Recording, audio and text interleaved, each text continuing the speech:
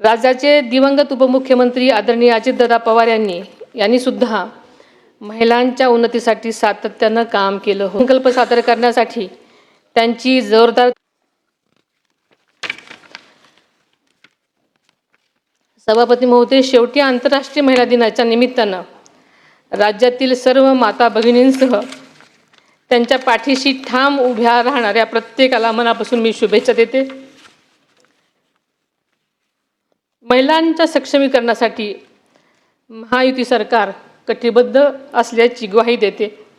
माननीय सभापती महोदय, आपल्या ग्रामीण मातीतून आलेल्या कवयित्री बहिणाबाई चौधरी यांनी स्त्रीच्या कष्ट, धैर्य आणि जिद्दीच्या अत्यंत साध्या पण प्रभावी शब्दात वर्णन केले आहे.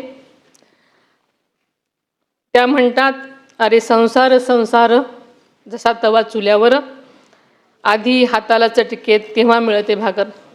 आपल्या सगळ्याला हे माहिती आहे, पण त्यांचा अर्थ खूप खोल आणि सखोल आहे.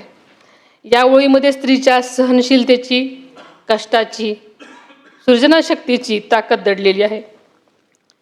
आजची स्त्री अशा जिद्दीने संकटांना सामोरी जात स्वतःचा, कुटुंबाचा आणि समाजाचा विकास घडवत आहे.